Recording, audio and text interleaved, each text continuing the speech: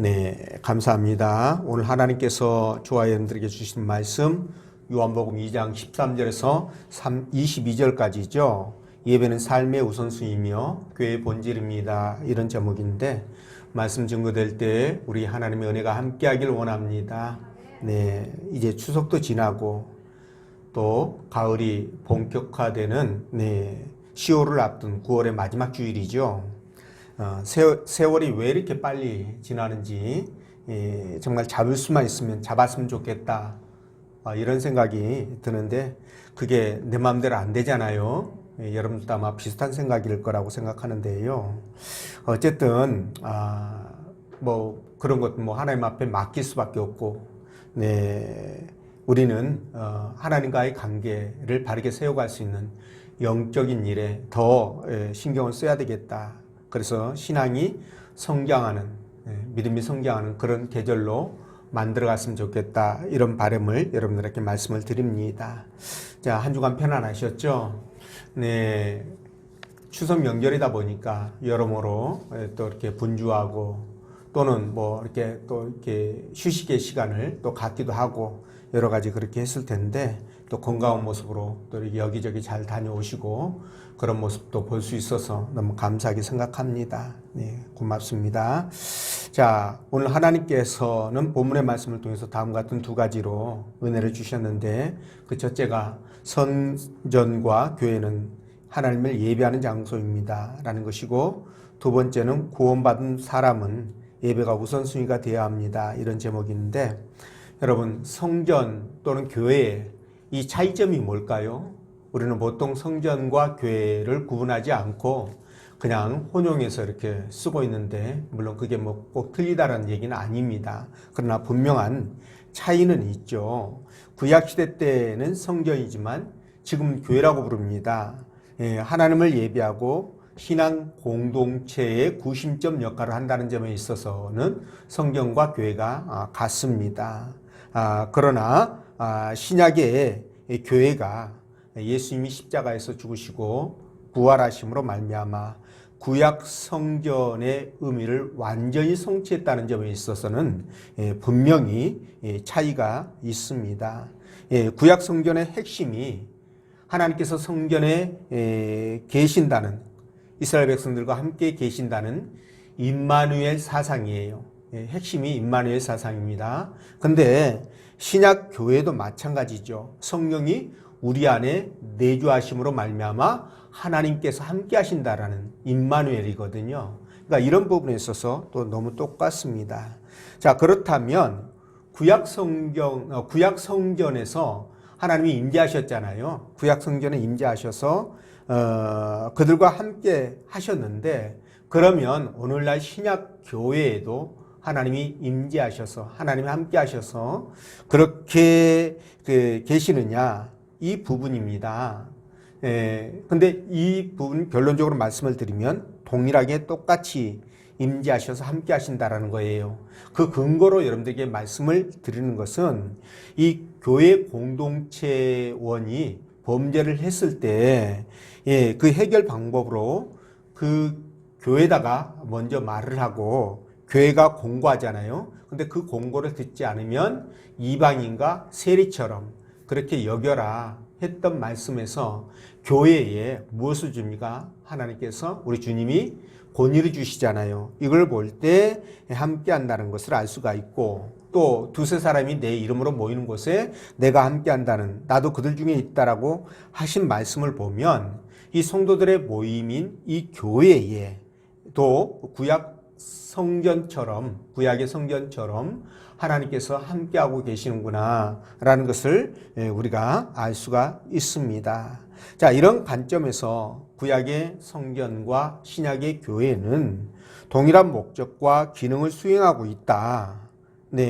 그리고 우리가 모인 이 교회에 그렇기 때문에 하나님께서 똑같이 임재하고 있구나, 이것을 이제 알 수가 있는데, 그래서 우리가 이 교회에 나와서 하나님을 예배하고요. 그리고 이 예배를 하나님이 기쁘게 받아주시며, 또 우리가 이 예배당에서 기도할 때 우리의 기도를 들어주시고, 그리고 어떤 문제든지 하나님이 해결해 주신다. 이 부분을 우리가 확실하게 믿으셔야 됩니다. 그래서 당연히 우리의 삶은 교회 중심이 돼야 되겠죠. 예배당 중심이 돼야 됩니다. 자, 하나님이 도우시면 능치 못할 일이 없죠. 반대로 하나님이 지켜주시지 아니하시면 파수꾼의 경성함이 허사가 될 수밖에 없습니다. 그래서 우리는 이 교회를 사랑할 수밖에 없고요. 교회에서 하나님을 예비하고 하나님을 만나는 공간인 이 교회를 적극적으로 여러분들이 활용하셔야 된다는 겁니다. 기도 제목이 있으면 언제든지 교회에 나오셔서 기도하시고요. 또 교회가 어떤 기도 제목을 가지고 합심으로 기도하면 하나님께서 더 큰 역사를 일으켜 주시죠. 이걸 우리가 믿고 나가셔야 됩니다. 자, 그러면 본문의 말씀을 따라가면서 교회가 어떤 곳이고 또 우리가 왜 예배 중심의 삶을 살아야 되는지 성령께서 들려주시는 하나님의 음성을 듣도록 하겠습니다. 자, 첫째로 성경과 교회는 하나님을 예배하는 장소입니다. 16절 말씀인데 우리 함께 읽어보겠습니다. 시작.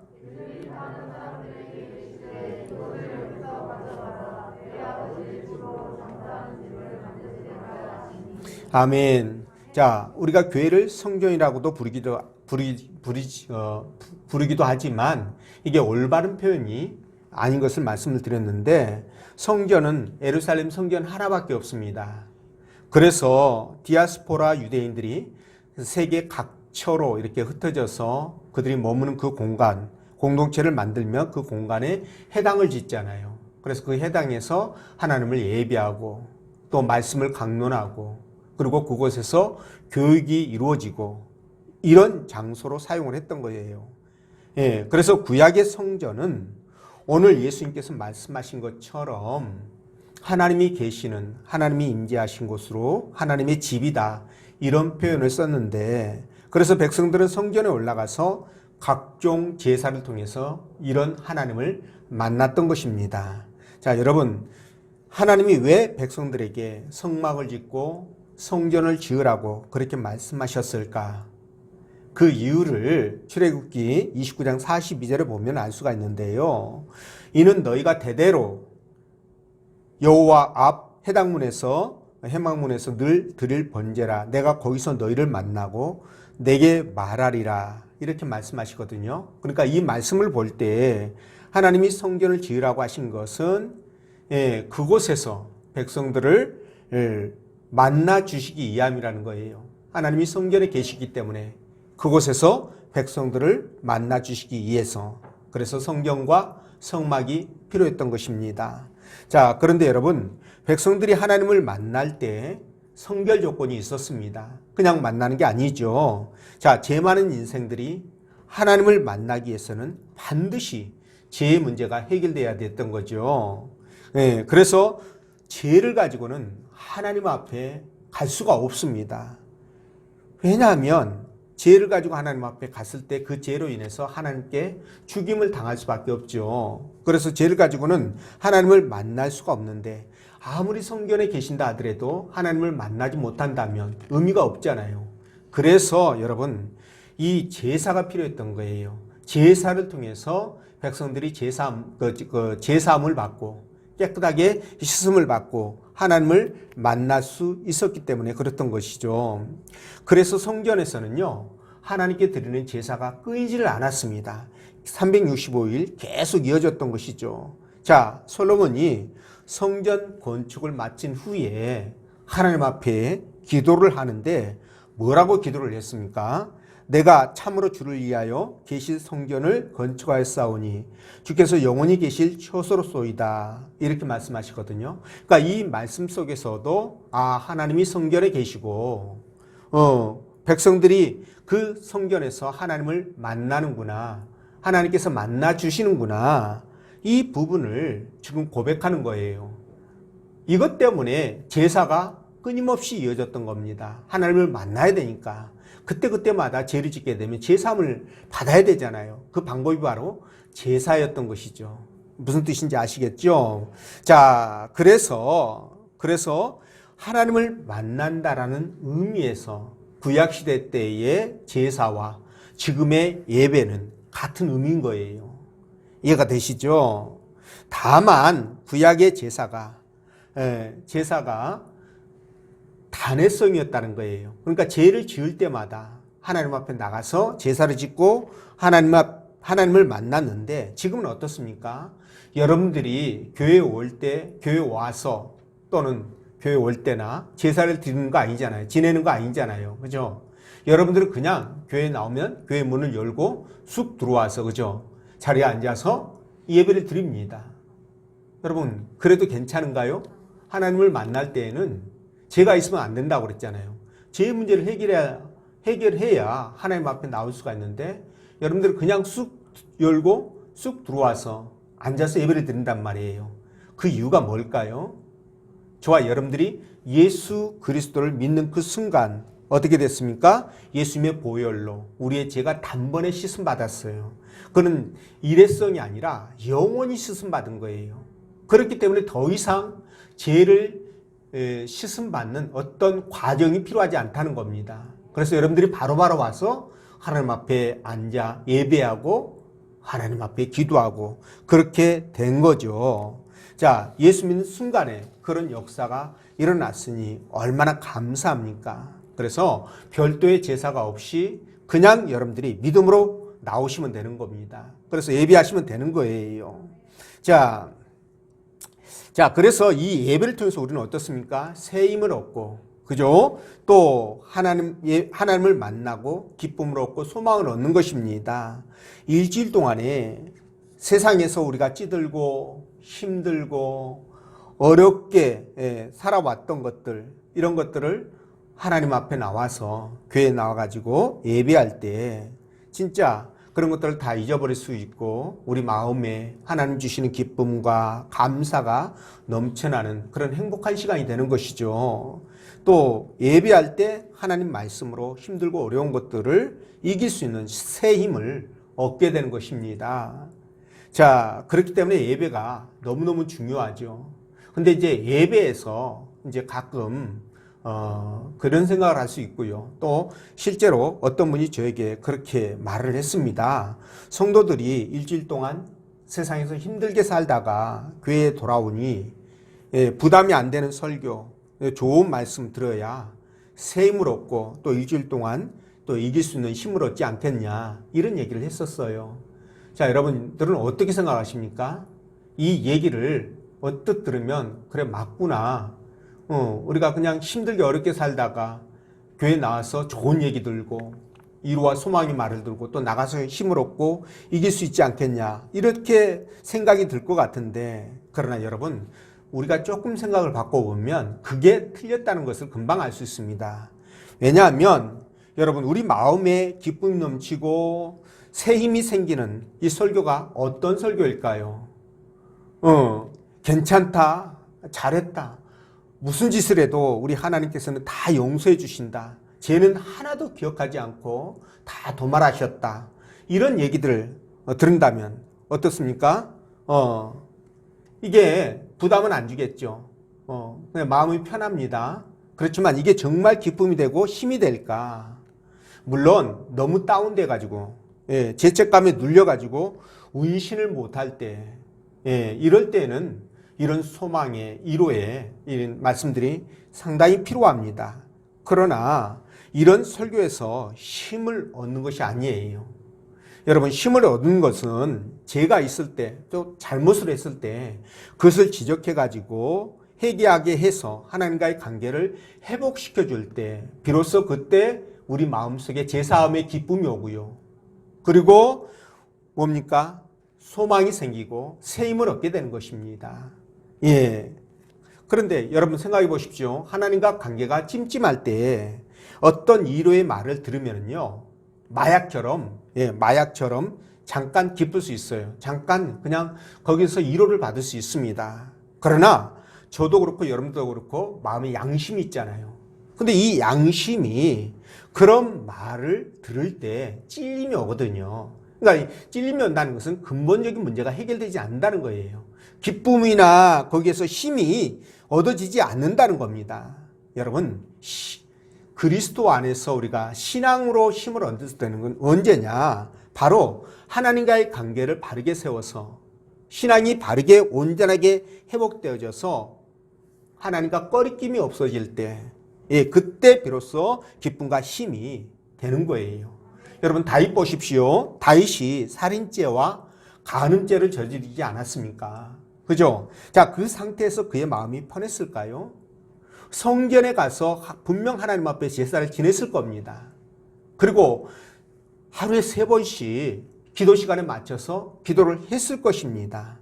자, 그때 제사를 지내고 기도할 때 과연 그게 다윗에게 힘이 되고 그게 기쁨이 되었겠냐는 거예요. 여러분 어떻게 생각하십니까? 저는 오히려 그게 더 고통이었을 거라고 생각합니다. 고통이었었어요. 근데 나단 선지자의 지적을 받고 어떻게 했습니까? 다윗이 정말 눈물로 하나님 앞에 회개한 후에야 비로소 그런 모든 곳에서 벗어나가지고 자유함을 누리게 되고요. 기쁨과 소망을 갖게 되는 거예요. 새 힘을 얻게 되는 것입니다. 이게 바로 신앙인들과 세상 사람들의 차이점이에요. 신앙인들은, 세상 사람들은 좋은 말 듣고 위로의 말 듣고 해서 그들이 마음에 안위를 받을지 모르겠지만 신앙인은 그게 안 된다는 겁니다. 하나님과의 관계가 바르게 돼야만이, 신앙이 온전하게 바르게 서야만이 그때야 비로소 어떻게 된다? 내 마음에 기쁨이 넘치고 즐거움이 생기는 거예요.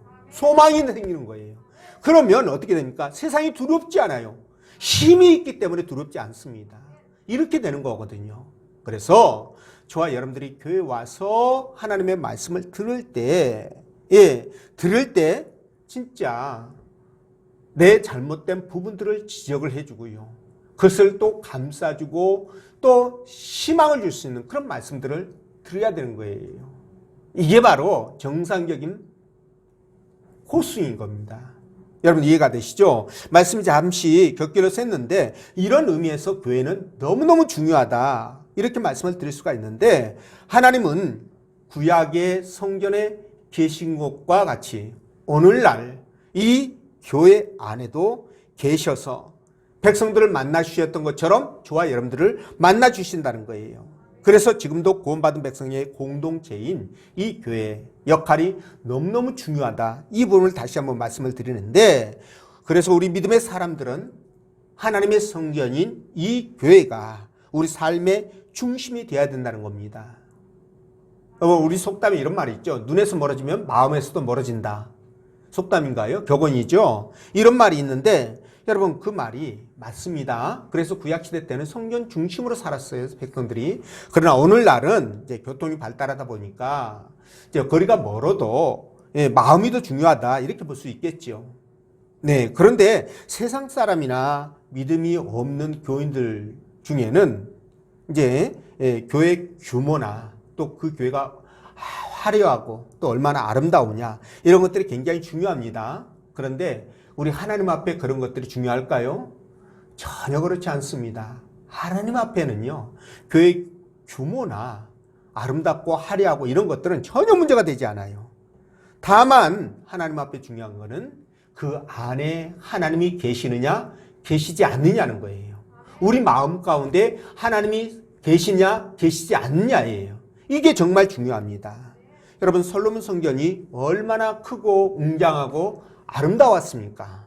그런데 여러분 이스라엘 백성들이, 그곳에서 하나님을 섬겨야 되는 이스라엘 백성들이 하나님을 떠나서 세상 사람들과 똑같이 살아가자 하나님이 그 성전을 어떻게 했습니까? 느부갓네살 손에 붙여가지고 완전히 그냥 초토화시켜버리잖아요. 완전히 성전을 파괴해버립니다. 그래서 여러분 교회에 모여서 하나님을 예비하고 또 교회에서 하나님 말씀으로 훈련되어지고 또 모이면 기도하고 흩어지면 복음을 전해서 하나님 나라가 확장되는 일에 힘쓰고 애쓰는 그 교회, 그런 교회가 아름답고 하나님 보실 때 너무너무 예쁜 교회예요. 그런 교회가 좋은 교회고 그런 교회가 건강한 교회입니다. 그래서 우리는 그런 교회를 만들어 가야 되는데 이것이 교회 존재의 이유입니다.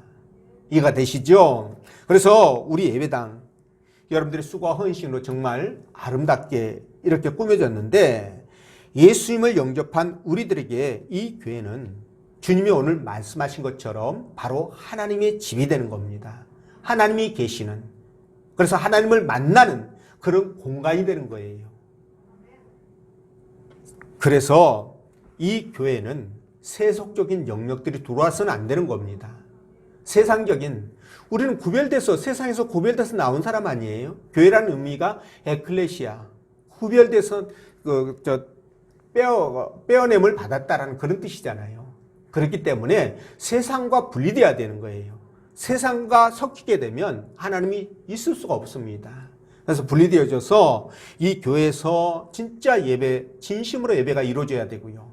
그리고 이 교회에 모이기를 힘쓰면서 기도하기를 애써야 되고, 거기서 힘을 얻게 되면 또 나가서 복음을 전해야 되고, 사람들에게, 형제들에게 내가 그리스도의 사랑을 증거하는, 복음을 증거하는 그런 공간으로 세워져야 되는 거죠. 자, 이것을 위해서, 이것이 바로 우리가 늘상 말씀드리는 초대교회의 모습이에요. 우리가 바로 이런 초대교회의 모습을 회복해 가는 것이 우리의 사명이다. 그런 여러분 되시길 바라고요. 둘째로, 구원받은 사람은 예배가 우선순위가 되어야 된다는 겁니다. 19절에서 21절 말씀인데 읽어보겠습니다. 시작.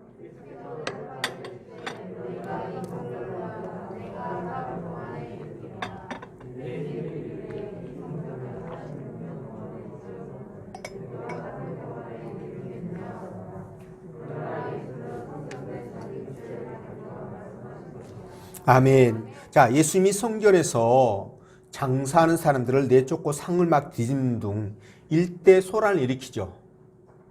이것을 본 유대인들이 예수님에게 말합니다. 네가 무슨 권한으로 이런 일을 하느냐? 그 표적을 보여봐라. 그러니까 예수님이 말씀하시기를 이 성전을 헐어라. 그러면 내가 3일 만에 짓겠다. 이렇게 말씀하죠. 그러니까 유대인들은 기가 막힌 거예요. 아니 46년이나 걸린 이 성전을 어떻게 3일 만에 짓는다라고 저런 헛소리를 하느냐 이거죠. 그러니까 당시의 유대인들은 예수님의 그 말씀을 이해했을까요? 못했을까요? 절대로 못했죠. 죽었다 깨나도 못할 얘기입니다. 제자들은요. 제자들도 역시 전혀 이해할 수 없는 말이었습니다. 그런데 오늘날 저와 여러분들은 어떻습니까? 이 말씀, 이게 무슨 뜻인다는 것을 알죠. 예수님 당신 자신이 바로 성전이라는 것을 말씀하는구나. 너희들이 나를 죽이는데 내가 3일 만에 부활할 것이다. 성전이 회복될 것이다. 세워질 것이다. 이 말씀이라는 것을 우리는 알고 있잖아요. 그죠? 자, 그런데 이 말씀 통해서 방금 말씀드린 것처럼 예수 그리스도 그 자체가 성전이라고, 성전의 본질이라는 것을 얘기하는데요. 에베소서 1장 22절 23절에서도 똑같은 말씀을 하십니다. 뭐라고 하시냐? 또 만물을 그의 발 아래 복종하게 하시고 그를 만물 이의 교회의 머리로 삼으셨느니라. 교회는 그의 몸이니 만물 안에서 만물을 충만케 하시는 이의 충만하심이니라. 이렇게 말씀하거든요. 이걸 조금 쉽게 말씀드리면, 교회의 머리는 예수님이시고 교회는 예수님의 몸이다, 이 뜻이에요. 간단하죠? 자, 그래서 우리가 오늘 이 교회에 모여서 예배를 드리는 것은 바로 이런 교회의 본질 되시는, 교회 자체가 되시는 예수님을 경험하기 위해서예요. 경험하기 위해서입니다. 교회의 주인이 되시고 본질이신 예수님을 만나가지고 오늘 이 자리에서 만나서 우리의 구원을 확인하고요. 그리고 그 구원에 감사하면서 날마다 주님과 함께 동행하는 삶을 살기 위해서 이곳에 여러분들이 오신 것입니다. 또 교회는 주님의 몸된 전이라고 그랬잖아요. 이 세상의 유일한 희망이에요, 교회가. 정말입니다, 여러분. 지금 오늘날 이 세상에서 교회가 세속화되고 타락하다 보니까 그런 수모를 당하고 있지만 교회 성경적인 의미의 정말 교회는요, 이 세상의 유일한 희망이에요. 썩어가고 타락하고 변질되어가는 이 세상을 바르게 세우고 잡을 수 있는 것이 교회밖에 없다는 겁니다. 그리고 이 교회가 모든 문제의 해답이라는 거예요. 왜? 교회 자체가 예수님이시니까. 이곳에서 여러분들이 오셔가지고 기도하면서 주님을 만날 수 있는 것이고, 주님과 교제하면서 주님께서 문제를 해결해 주시는 것을 경험할 수 있지 않습니까? 자, 그런 부분들인데, 그래서 바로 예수님이 말씀하시는 이 교회가 성전이 당신의 몸이고, 네, 또 당신께서 교회의 머리가 되신다라고 그렇게 말씀하시는 겁니다. 그래서 이런 각도에서 보면 교회 건물은 아까 말씀드린 것처럼 별로 중요하지 않다는 거예요. 또 장로교든 뭐 감리교든 성결교든 이런 거 교단 이것도 중요하지 않아요. 왜냐하면 이것들은 교회의 본질이 아니기 때문에 그렇습니다. 본질이 아니기 때문에 그래요. 자, 교회는요, 구원받은 백성들이 모여서 하나님을 예비하고 주님의 십자가를 통해서 제사함을 받고 부활을 소망하고 그리고 주님 앞에서 참된 자유와 기쁨을 누리는 공간이에요. 이곳이 정말 중요한 의미가 있습니다. 뿐만 아니라 날마다 성령 충만함을 받고요. 이 성령의 능력으로 이 어둡고 지압으로 변질되고 타락한 세상에서 저와 여러분들이 빛과 소금의 역할을 감당해 갈 수 있는 그런 능력을 덧입는 곳이란 말입니다. 그런데 이런 것들이 어디서부터 시작되느냐? 바로 예배에서부터 시작된다는 거예요. 예배에서부터. 우리는요, 교회 나와가지고 그냥 뭐 순서에 따라서 이렇게 진행되는 뭐 1시간 남짓 뭐 이런 진행되는 그런 것에 그냥 여러분들이 앉아서 참여한다라고 생각할지 모르겠지만 전혀 그렇지 않습니다. 오늘 하나님께서 여러분들 이곳에 임재하셔서 여러분들과 지금 함께하고 있다는 것을 한번 생각해 보십시오. 이 예배의 의미가 새롭게 될 것입니다. 그래서 우리의 삶은요, 예배에 우선순위를 둬야 돼요. 예배를 가볍게 생각하면 안 됩니다. 그래서 주일날 진짜 일하지 않으면 생계 유지가 안 된다 라고 한다면 모르겠어요. 그건 하나님은 이해 못하실지 모르겠지만 뭐 저는 뭐 이해한다고 치자고요. 그런데 그럼에도 불구하고요, 가능하면 우리가 정말 하나님의 능력을 믿고 진짜 예배를 삶의 우선순위로 두는 것이 우리의 본분입니다. 우리의 의무예요. 예. 그래서 저와 여러분들은요, 이곳에서 이렇게 하나님 앞에 신령과 진정으로 예배를 드려야 되는데 하나님께서는 오늘날 그런 예배자를 찾고 계신다는 거예요.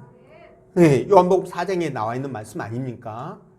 예, 그래서 우리가 이 예배에 진짜 전념을 해야 되는데 과거에는 진짜 핍박이 심해가지고 예배를 나오고 싶어도 못 나오는 사람들이 많았습니다. 지금도 공산권이나 이슬람권 또는 해교권 이런 곳에서는요, 신앙생활 하려면 불이익을 감수해야 되고요, 나아가서 순교까지 각오해야 되는 그런 상황에 처해 있잖아요. 그런데 우리는 얼마나 자유롭게 예배를 드리고 있습니까? 그러다 보니까 너무 자유롭다 보니까 긴장감이 떨어져 가지고요, 마귀의 유혹에 쉽게 넘어가고 또 신앙이 나태해지고, 네, 교회를 떠나는 일까지 생기는데 여러분들은 정말 예배를 사모하는 여러분들 되시길 바랍니다. 여러분, 인생의 성공과 실패의 여부가 여러분 예배에 달려있다라고요, 존 와팅이라는 분이 말했습니다. 예배에 달려있대요. 그게요, 우리 인생의 성공과 실패가. 그러니까 얼마나 중요한지를 단적으로 얘기해 주는 거예요. 이해가 되시죠? 그래서 하나님은 또 모이기를 패하는 자의 습관을 따라서 쫓아가지 말라고 얘기했잖아요. 그 사람들과 같이 하지 말고 모이기를 힘써라 이렇게 말씀하셨는데, 여러분 사도행전 1장 4절에서도요, 사도와 같이 모이사 저희에게 분바여 가라사대 예루살렘을 떠나지 말고 내가 내게 들은 바 아버지의 약속하신 것을 기다려라. 자, 주님께서 말씀하신 거예요, 제자들에게. 근데 주님이 제자들에게 하신 이 말씀도 뭐예요? 신앙 공동체를 떠나지 말고 모이게 주력하라, 이런 말씀 아닙니까? 모여서 기도하라, 이런 말씀이에요. 그래서 만약에 예배에 모임이 없다면 여러분, 주님께서 말씀하신 지상명령 우리 수행할 수 없습니다. 모여서 기도하고 예배하고 힘을 얻어서 그 일들을 감당하게 되는데, 이 예배 자체가 우리가 중요하게 생각하지 않고 소홀하게 한다면 이런 일들을 할 수 없는 거 당연하죠. 또 예배를 떠나서는 하나님과의 관계도 유지할 수가 없습니다. 그러니까 그만큼 여러분 예배가 중요하다는 것을 말씀하는데, 여러분 초대교회 당시에 영지주의자들이나 신비주의자들은요, 우리 기독교인들이 그러니까 신앙인들이 모임을 갖잖아요. 예배하고 기도하고 이런 여러 가지 것들을 위해서 교육을 하고 이러기 위해서 모임을 갖는데, 이 부분에 대해서 상당히 부정적이었습니다. 그래서 그 모임을 방해하기까지 했는데요. 이 일로 인해서 성도들의 모임이 소홀해지니까 신앙이 어떻게 될까요? 예, 나태해지겠죠. 신앙의 열정이 식습니다.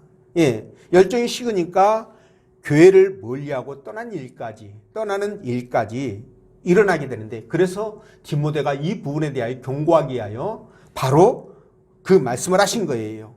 모이기를 피하는 어떤 사람들의 습관과 같이 하지 말고 너희에게는 모이기를 힘써라. 이 말씀을 하는 겁니다. 여러분 이해가 되시죠? 근데 오늘날도 마찬가지입니다. 교회에서 이런저런 갈등으로 교회를 안 나오는 분들이 있고요. 그러는데 그 책임은 고스란히 그 사람의 몫이에요.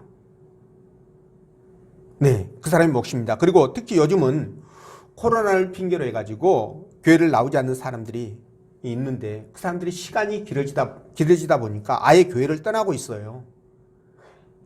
저는 이런 생각이 들더라고요. 울고 싶은데 코로나가 싸대기를 때려줬다. 그냥 안고 싶은데 누가 정갱이를 발로 찼다. 뭐 똑같은 표현이죠. 그쵸? 예. 근데 이것 때문에 교회마다 비상인데요. 글쎄요. 저는 이분들의 10년 후가, 20년 후가 궁금해지고, 나중에 이 땅을 떠나고 나서가 궁금해집니다. 여러분, 예배가 소홀하면 믿음이 죽습니다. 믿음이 죽으면 어떻게 될까요? 영혼도 죽고 구원과는 상관없는 상황이 되어버리게 되죠. 굉장히 심각합니다. 우리 인생 어떻게 될지 모르잖아요. 앞날을 예측하지 못합니다. 그래서 우리가 정말 중요하게 생각해야 되는 게 천국 보장 보험. 뭐라고요? 천국 보장 보험. 천국을 보장해주는 보험. 이거 하나는 확실하게 들어야 되지 않아요? 들고 나면 여러분 뭘 해야 됩니까? 보험금 납부해야 되죠. 여러분들도 천국 보장 보험을 들었으면 보험금 납부해야 돼요. 그 보험금이 뭘까요? 그럼 예배예요. 교회에 나와서 하나님께 예배를 통해서 영광을 돌리고 나를 드리는 거예요. 그리고 하나님 주시는 은혜와 복을 받는 겁니다. 그 자리가. 주고받는 자리에 서로 하나님과의 수직적인 교통이 이루어지는 거예요. 이렇게 중요한 예배를 우리가 등한히 한다면 진짜 안 될 일이죠. 그래서 우리가 정말 하나님 만난 일에 신경 써야 됩니다. 그래서 예배 나오면은 우리 교회 식구들은요, 그런 분 안 계시죠? 근데 이 예배 드리는 그 자세도 굉장히 중요합니다. 여러분들이 그 예배 시간에 지루하고 실증이 난다. 물론 1차적인 책임 목회자에게 있습니다. 말씀을 재밌게 즐겁게 하면은 증거하면 괜찮은데, 그러지 못하다 보니까 그럴 수 있다고 생각하는데요. 여러분들이 그런 생각이 들면 이렇게 한번 생각해 보세요. 하나님, 내 영혼이 지금 하나님을 굉장히 지겨워하는구나. 이렇게 생각하면 어떨까요? 또 여러분들이 오늘 주일인데 정말 교회 가기 싫다, 예배가 싫다, 이렇게 그런 생각이 들면 어떻게 생각하면 될까요? 내 영혼이 하나님을 만나기 싫어하는구나. 이렇게 생각하면 될 거 아니겠어요? 그렇죠? 예, 그렇게 하면 딱 맞습니다. 그리고 예배 시간에 좋은 거 있잖아요. 물론 잠깐 가끔씩 우리가 연약한 육체를 갖고 있다 보니까 가끔씩 그럴 수 있어요. 뭐 하나님도 그것까지는 이해하시리라고 생각합니다. 그런데 예배 때마다 딱 앉으면 아예 딱 잘 준비를 해가지고 끝날 때까지 주무시는 분 있어요. 근데 이분들은 특기가 있어요. 아주 놀라운 특기가 있는데 찬양 가운데서도 좋은다는 거예요. 이야, 대단하죠? 자, 이런 걸 보면 어떻게 될까요? 이런 거는요. 이런 거 정말 참 심각한 문제입니다. 왜 그러냐면 여러분 예배 가운데 말씀을 드려야 되는데 말씀을 못 듣게 하는 것은 성경에서 뭐라고 그랬습니까? 사단이 그 말씀을 빼앗아 간다고 그렇게 표현하고 있습니다. 마태복음 13장에서 말씀을 빼앗아 가는 거예요. 말씀을 빼앗아 가면 어떻게 될까요? 예배가 그 사람하고 상관이 있을까요? 관계 없을 것 같아요. 그리고 그런 상황에서는 절대로 신앙이 성장하거나 그분이 변화가 되거나 이런 걸 기대할 수 없다는 겁니다. 아니 말씀 들어가지 못하는데 어떻게 그럴 수 있습니까? 불가능합니다. 그래서 굉장히 안타까운 상황인데 우리 기독교는 예배 종교라고 볼 수 있습니다. 예배 종교다. 내 예배를 통해서 내 영이 살아나야 가정이 살고 내 일터가 살고 교회가 살고 그죠? 그렇게 하라는 거예요. 근데 내 영이 죽으면 내 영이 하나님과의 관계가 망가지면 직장도 그렇고 일하는 것도 그렇고 가정도 그렇고 다 망가져요. 여러분들 경험해 보셔서 아실 겁니다. 그러니까 하나님과의 관계가 너무너무 중요하다는 거. 근데 그 관계는 예배를 통해서 이루어진다는 거. 이거를 여러분들이 기억하셔야 됩니다. 그래서 여러분들은 진짜 성전을 사모하고 예배를 사모하고 교회나 모이기를 힘쓰고 그리고 하나님 앞에 날마다 최선을 다해서 영광을 올려드리는 여러분 되시기를 주의 이름으로 축원드립니다. 기도하겠습니다.